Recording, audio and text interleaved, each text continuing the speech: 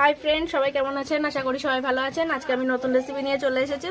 এই দেখুন খাসির মাংসের ঝোল। এখানে আমি মাংসটাকে কেটে ধুয়ে রেখেছি, আর এই যে আলু কাটা আছে, আর এখানে লাগবে কাঁচা লঙ্কা, ক্যাপসিকাম, রসুন, আদা, পেঁয়াজ আর হচ্ছে টমেটো। আমি তাহলে বাটনাগুলো বেটে তারপর আসছি। দেখুন ফ্রেন্ড, আমার রসুন বেটে নিয়েছি আর আদাটা বেটে নিয়েছি, এই দেখুন।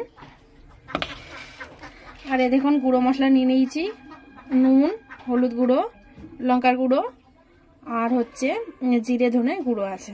এখানে আমি কিন্তু কাশ্মীরি গুঁড়ো আর এমনি লঙ্কার গুঁড়ো আমি দুটোই মিক্সড করে গুঁড়োটা নিয়েছি, যার জন্য এতটা লাগছে। কাশ্মীরি গুঁড়ো হচ্ছে কালারের জন্য আর লঙ্কার গুঁড়ো ঝালের জন্য। আর এই দেখুন আলুটা ভেজে নিয়েছি, এই দেখুন আলুটা ভাজা হয়ে গেছে।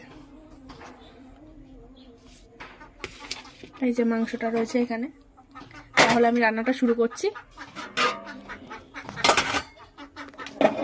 আলুটা ভেজে নিয়েছিলাম, ওই জন্য একটু কড়াতে দাগ আছে সামান্য, আমি গ্যাসটা জ্বালিয়ে নিলাম। আর কড়াটা গরম হয়ে গেছে, আর আমি তো তেল দিয়ে দিচ্ছি পরিমাণ মতন।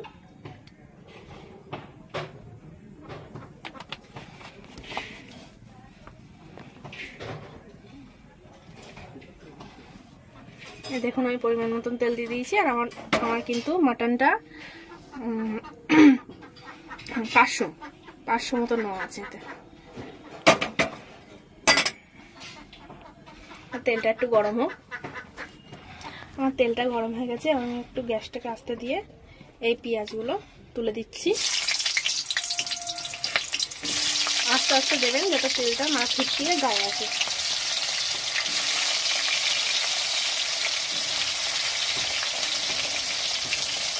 গায়ে যাতে না আসে, সরি আমি কথাটা ভুল বললাম। না ছিটকায় আর যেন গায়ে যেন না আসে তেলটা, সেটা একটু দেখবেন।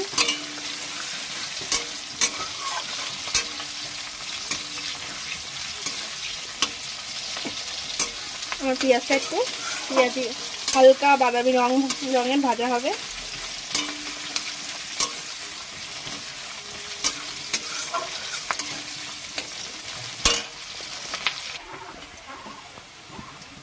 দেখুন আমার পেঁয়াজটা বাদামি রঙের হালকা হালকা ভাজা হয়ে গেছে।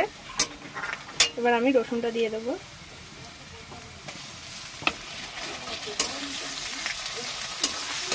রসুনটা দিয়ে একটু নেড়ে নেবো।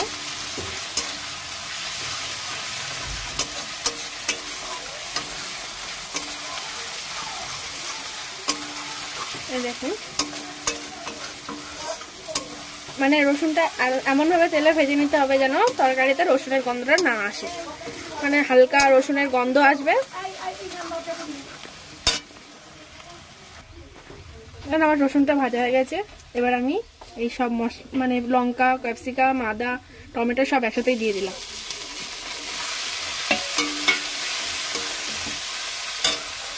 এই যে সামান্য প্লেটটা ধুয়ে একটু জল দিয়ে দেবো।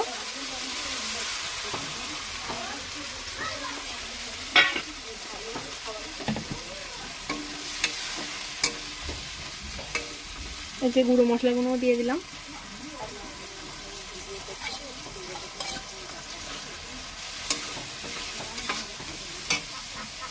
সামান্য একটু জল দিয়ে দিচ্ছি ধুয়ে, এই যে গুঁড়োগুলো লেগে আছে তার জন্য।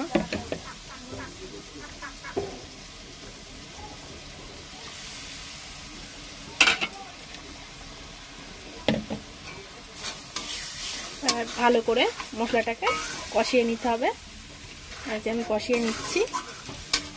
দেখুন আমার মশলাটা কষানো হয়ে গেছে। এই দেখুন পাশ দিয়ে তেল বেরোচ্ছে মশলাটার পাশ দিয়ে। সবসময় বুঝবেন মশলা কষানোর সময় যদি পাশ দিয়ে তেল বেরোয় তখন বুঝবেন তাহলে মশলাটা কষানো হয়ে গেছে। এই দেখুন, তবু আমি হালকা করে কষালাম, খুব একটা কষালাম না, কেননা এবার মাংসটা কষাতে হবে, তো ওই কারণে আমি হালকা করেই কষালাম। এবার আমি মাংসগুলো আস্তে আস্তে দিয়ে দেবো। গ্যাসটা আস্তে দিলাম একটু। এই যে আমি মাংসগুলো সব দিয়ে দিলাম।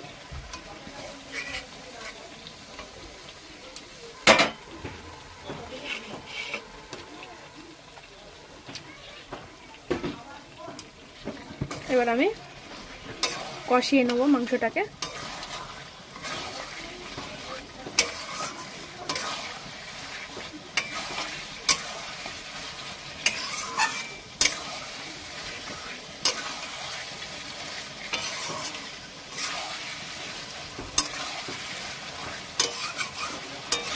খাসির মাংস কিন্তু প্রেসার কুকারেও সিদ্ধ করে করা যায়, মানে আমি যেরকম কষিয়ে কড়াতে জল দিয়েই করে নেবো, অনেকে আছে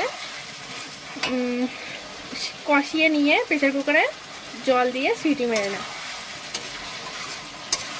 তাহলে আরও সিদ্ধ হয় ভালো। আমি কড়াতে একটু বেশি জল দেবো, কড়াতেও সিদ্ধ হবে, ভালোই হবে। যাতে হাত দিলেই মাংসটা ছাড়িয়ে আসে এমনভাবেই সিদ্ধ করবো। যদি আপনাদের আমাদের ভিডিও ভালো লাগে তাহলে লাইক করুন, শেয়ার করুন এবং আমাদের চ্যানেলটিকে সাবস্ক্রাইব করুন। যদি না ভালো লাগে আনলাইক করে জানাবেন। আপনারা বাড়িতে এরকমভাবে রেঁধে খেয়ে দেখতে পারেন, আশা করি ভালো লাগবে।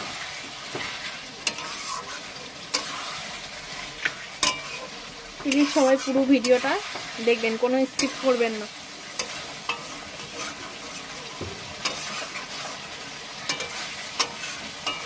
আর সবাই কমেন্ট করে বলবেন আপনারা কি কি রেসিপি পেতে চান আমাদের চ্যানেল থেকে, তাহলে বলবেন, আমরা চেষ্টা করব সেই রেসিপিটা আপনাদের কাছে তুলে ধরা।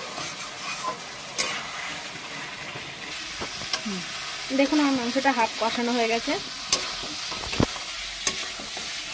এবার আমি এই আলুগুলো দিয়ে দেবো।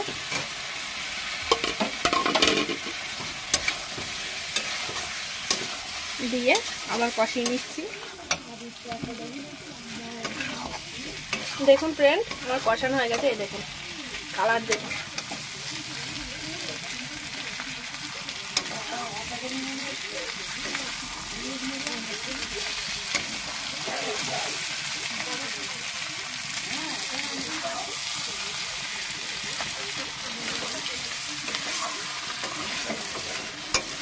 এবার আমি এতে জল দিয়ে দেবো।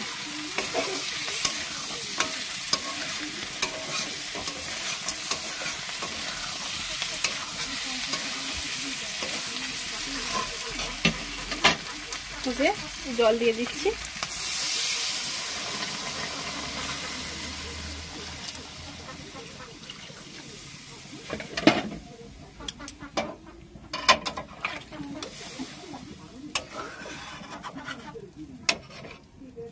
এই দেখুন জল দিয়ে দিয়েছি, আর একটু জল দেবো, কেননা খাসির মাংস একটু বেশি সিদ্ধ না, জল না দিলে বেশি সিদ্ধ হবে না।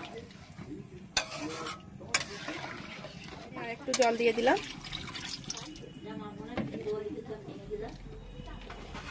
এইবার এই যে ঢেকে দিলাম। আমার ঢাকনাটা খুলে রান্নাটা কত দূর, এই দেখুন আমার রান্নাটা হয়ে গেছে। আমি একটু ঝোলঝোলই রাখলাম, খুব বসিয়ে ফেলিনি। এবার আমি গ্যাসটাকে বন্ধ করে দিলাম। এবার আমি গরম মশলা দিয়ে দেবো।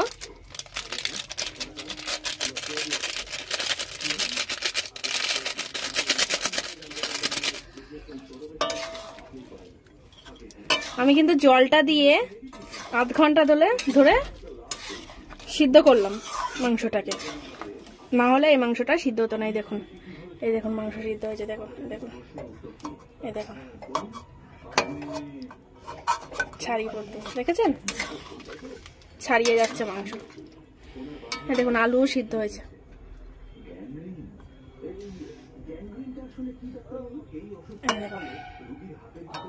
আলু সিদ্ধ হয়ে গেছে। যদি আমাদের ভিডিও আপনাদের ভালো লাগে থাকে তাহলে লাইক করুন, শেয়ার করুন এবং আমাদের চ্যানেলটিকে সাবস্ক্রাইব করুন। যদি না ভালো লাগে আনলাইক করে জানাবেন। আর পরবর্তী ভিডিও দেখার জন্য অপেক্ষায় থাকবেন। ভালো থাকবেন সবাই, সুস্থ থাকবেন, টাটা।